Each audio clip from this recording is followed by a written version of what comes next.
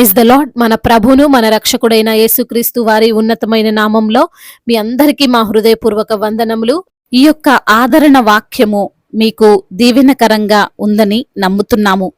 కనీసము ఈ వాక్యమును ఒక 10 మందికైనా షేర్ చేయగలరని దేవుని పేరట మనవి చేసుకుంటున్నాము. ఈ రోజు దేవుని వాక్యము, యెహోవా కత్తి చేతను ఈట చేతను రక్షించువాడు కాడని ఈ దండు వారందరూ తెలుసుకొందురు. సమూయేలు మొదటి గ్రంథము 17వ అధ్యాయము 47వ వచనము.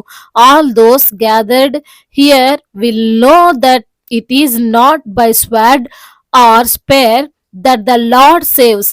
1 Samuel chapter 17 verse 47. ఈ రోజుకు గాను కృపగలిగిన దేవుడు మనకు అనుగ్రహించిన వాక్య భాగమును బట్టి ధ్యానించుకుందాము. ప్రభునందు ప్రియమైన సహోదరి సహోదరులారా, దేవుడు మనల్ని ఎలా అయినా రక్షిస్తాడు, ఏ విధంగా అయినా కాపాడుతాడు, ఎలా అయినా అభివృద్ధి చేస్తాడు, ఎలా అయినా హెచ్చిస్తాడు. ఫలానాది ఉంటేనే పని జరుగుతుంది అని అనుకోవడానికి లేదు. బహుశా ఈ రోజున నీవు బాధపడుతున్నావేమో, నేను ఆర్థికంగా వెనకబడ్డాను, నా కుటుంబము రిచ్చు కాదు, నాకు అనారోగ్యం వచ్చింది, నేనేమి యవ్వన ప్రాయంలో లేను, అది ఎలా తగ్గుతుంది, నాదేమి గొప్ప జాబ్ కాదు, బిజినెస్ కాదు, ఎలా నాకున్న ఈ అప్పులు తీర్చగలను అని, నేనేమి పెద్దగా చదువుకున్న వ్యక్తిని కాదు, నేనెలా అర్థం చేసుకోగలను, కుటుంబాన్ని ఎలా పోషించగలను, ఎలా నడిపించగలను అని. అయితే దేవుడు ఈ వాక్యం ద్వారా నీతో నేరుగా సెలవిస్తున్న మాట ఏమిటి అంటే, అవి ఏవీ లేకపోయినా సరే నీ స్థితిని దేవుడు మార్చగలడు, నీకు ఆరోగ్యం ఇవ్వగలడు, నీకు బలం ఇవ్వగలడు, నీకు సమాధానం ఇవ్వగలడు, నిన్ను హెచ్చించగలడు, నిన్ను ఉన్నతంగా దీవించగలడు. ఆ విషయము నీ ద్వారా ఈ లోకానికి చూపించబోతున్నాడు. ఈ లోక మనుషులు అనుకుంటారు, మాకు ఇది ఉంటేనే చేయగలం, లేకపోతే చేయలేము, మా నాన్న రిచ్ అయితే మేము అలా ఉండేవాళ్ళమండి అంటారు, మేమే మంచిగా చదువుకుంటే మేము గొప్పవాళ్ళం అయ్యేవారమండి అంటారు, మా దగ్గర కూడా మీకున్న వస్తువులు కావలసినటువంటి ఫెసిలిటీస్ ఉంటే మేము సాధించగలము అని అంటుంటారు. ఇవేవి లేవు కాబట్టే మేము ఇలా ఉన్నాము అని వారికి వారే చెప్పుకుంటూ ఓడిపోవడానికి, నష్టపోవడానికి, జీవితంలో ఎదగలేకపోవడానికి కారణాలు వెతుకుతూ ఉంటారు, సర్ది చెప్పుకుంటారు. ఇది సహజంగా మానవుని యొక్క లక్షణం. ఈ లోక సంబంధమైన డబ్బు, జాబు, బిజినెస్, ఇల్లు, పొలాలు ఇవి వారి చేతిలో ఉన్నప్పుడు విజయం సాధించగలం, లేకపోతే లేదు అనే హృదయం వారికి ఉంటుంది. విచిత్రం ఏమిటంటే ఈ విషయాన్ని అందరూ అంగీకరిస్తారు, నిజమే కదా అని అనుకుంటారు. కానీ అది నిజం కాదు, అది కరెక్ట్ అయిన ఆలోచన కాదు, అది దేవుణ్ణి విశ్వసిస్తున్న మనకు సరిపోలదు అని దావీదు తెలియజేస్తున్నాడు. వాక్య భాగములో చూస్తే దావీదు గొలియాతును ఎదుర్కోవడానికి ఎటువంటి కత్తి లేకుండా, కనీసం చేతిలో ఈటె కూడా లేకుండా వెళ్ళాడు. సౌలు యుద్ధ వస్త్రములను దావీదుకు ధరింపజేయడానికి ప్రయత్నించాడు, కానీ వద్దు అన్నాడు.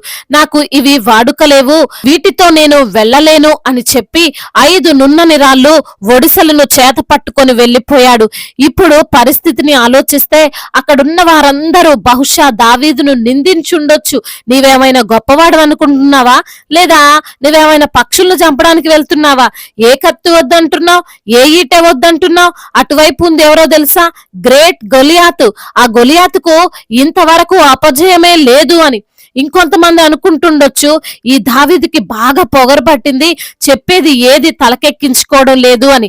చివరకు గొలియాత్ కూడా అంటున్నాడు, ఏం బాబు కర్ర పట్టుకొని యుద్ధానికి వస్తున్నావు, నేనేమైనా కుక్క పిల్లని అనుకుంటున్నావా? ఇంతమంది దావీదును ఎగతాళి చేశారు. తన వైపు వారు, ఫిలిస్తీన్ల వైపు వారు అందరూ దావీదు గెలిచే ఛాన్స్ 1% కూడా లేదు అని బహుశా బలంగా ఫిక్స్ అయిపోయి ఉండొచ్చు. వారందరి ముఖాలు దావీదు చూసి అంటున్నాడు, మీరందరూ గొలియాతు, నీవు కూడా కత్తి ఈటే ఉంటేనే యుద్ధం చేయాలి, అప్పుడే అందులో గెలుస్తారు అనుకుంటున్నారు. అయితే నేను నమ్మిన నా దేవుడు ఇవి ఏమీ లేకపోయినా నన్ను రక్షిస్తాడు, నన్ను గెలిపిస్తాడు. ఈ విషయము ఇక్కడికి వచ్చిన వారందరూ తెలుసుకుంటారు, అది కనులారా చూస్తారు అని చెప్పి మరి గొలియాతును ఎదుర్కొన్నాడండి, విజయాన్ని సాధించాడు. ఈ యొక్క మాటలు వింటున్న ప్రియమైన సహోదరి సహోదరులారా, నీవు తెలుసుకోవాలి, నీవు గ్రహించాలి. యేసయ్య నిన్ను రక్షించగలడు, నిన్ను కాపాడగలడు, నిన్ను గెలిపించగలడు, నిన్ను గొప్ప చేయగలడు, నీకు మంచి ఆరోగ్యం ఇవ్వగలడు. నీ దగ్గర ఏదీ లేకపోయినా, ఈ లోకమంతా నీ వలన కాదు అని అనుకుంటున్నా, నీవు ఏం చేయలేవు, ఏముంది అని నీవు చేయగలవని అందరూ నిన్ను నిందిస్తున్నా, నీవు మాత్రం గుర్తు పెట్టుకొని దేవుడు నీకు తోడై ఉన్నాడు కాబట్టి ఆ కార్యం జరుగుతుంది. నీవు అనుకున్నట్లు కాదు, ఈ లోకం అనుకున్నట్లు కాదు, దేవుని యొక్క కార్యము ఆయన అనుకున్నట్లు జరుగుతుంది. కాబట్టి నాకు ఏమీ లేదు అని ఈ రోజు దిగులు పడ్డం మానేసి దేవుని వైపు చూడు, విశ్వాసముతో అడుగులు వేయి, విజయము నీదే. దేవుడు ఈ మాటలను దీవించి మన హృదయములో ఫలింపచేయునుగాక. వాక్య భాగమును బట్టి ప్రార్థించుకుందాము. ప్రతి ఒక్కరు కూడా ప్రార్థనలో ఏకీభవించగలరు. ప్రార్థన. మహాశక్తి సంపన్నుడా, మహోన్నతుడా, కృపా కనికరములు కలిగిన దేవా, జీవాధిపతి, మీకు వందనాలయ, స్తుతులు స్తోత్రాలు చెల్లిస్తున్నాము తండ్రి. అద్వితీయ దేవుడవు, ఆలోచనకర్తవు, ప్రేమామయుడువు, కృపామయుడువు, దయగలిగినటువంటి దేవుడవు తండ్రి, మీకు స్తోత్రాలు. అవును ప్రభువా, కత్తి చేతను ఈట చేతను రక్షించు వాడవు కాదని ఈ రోజున ప్రభువా దావీదు పలికినటువంటి మాటల ద్వారా ప్రభువా మమ్మల్ని ఎంతగానో బలపరిచారయ్యా. అయ్యా, మా దగ్గర ఏమి ఉన్నా లేకపోయినా సర్వశక్తిమంతుడు అయిన దేవుడవు మీరు మాకు తోడుగా ఉన్నారని, మీరే మమ్మల్ని రక్షిస్తారని, మీరే మమ్మల్ని బలపరుస్తారని, మీరే మమ్మల్ని హెచ్చిస్తారని సూటిగా తేటగా మాతో మాట్లాడి మమ్మల్ని ధైర్యపరిచినందుకు వందనములు. ఈ రోజున ఎందరైతే బిడ్డలు ఏ ఏ సమస్యలతో ఉన్నారో, ఇరుకులతో ఇబ్బందులతో ఉన్నారో, వేదన బాధలతో ఉన్నారో, ప్రతి బిడ్డకు తండ్రి యేసు నామములో విడుదల దయచేయండి అయ్యా. అవును ప్రభువా, అనారోగ్య సమస్యలతో ప్రభా మంచాన పడి ఉన్న ప్రతి బిడ్డను మీరు తాకండి అయ్యా. సంపూర్ణ స్వస్థతను దయచేయండి ప్రభా. వారి యొక్క రిపోర్ట్స్ ప్రభా వారికి అనుకూలంగా మార్చమని బ్రతిమిలాడుకుంటున్నాం ప్రభా. అదే విధంగా ఆర్థిక సమస్యల నుండి విడుదల దయచేయండి. అప్పుల భారాల నుండి బిడ్డలకు విడుదలను అనుగ్రహించండి. అప్పు తీసుకునే వారిగా కాదు గాని అప్పు ఇచ్చే బిడ్డలుగా వారిని ఆశీర్వదించండి. కుటుంబంలో సమస్యలు, భార్యాభర్తల మధ్య విభేదాలు, అన్నదమ్ముల మధ్య విభేదాలు, ఆస్తి తగాదాలు, వాటన్నిటి నుంచి కూడా విడుదల దయచేయండి ప్రభువా. అయ్యా మరి తండ్రి, శాంతి సమాధానాన్ని బిడ్డలకు మీరు అనుగ్రహించండి. మీరే తండ్రి వారి యొక్క గృహములో ఉండమని బ్రతిమిలాడుకుంటున్నాం తండ్రి. అదే విధంగా నా తండ్రి, ఈ రోజున నా ప్రభా ఉద్యోగము లేక బాధపడుతున్నారు, వారికి మంచి ఉద్యోగాన్ని దయచేయండి ప్రభా. అయ్యా ప్రమోషన్ విషయంలో, ట్రాన్స్ఫర్ విషయంలో మీరే సహాయము చేయమని బ్రతిమిలాడుకుంటున్నాం తండ్రి. అదే విధంగా నా ప్రభా అయ్యా ఎందరైతే బిడ్డలు ఈ రోజున నా ప్రభువా అయా గర్భఫలము లేక బాధపడుతున్నారు, వారికి గర్భఫలాన్ని దయచేయండి. గర్భిణీ స్త్రీలను మీరు దీవించండి. తల్లి బిడ్డలకు క్షేమాన్ని దయచేయండి. ఇప్పుడే పుట్టిన చంటి బిడ్డలను మీరు కాచి కాపాడండి.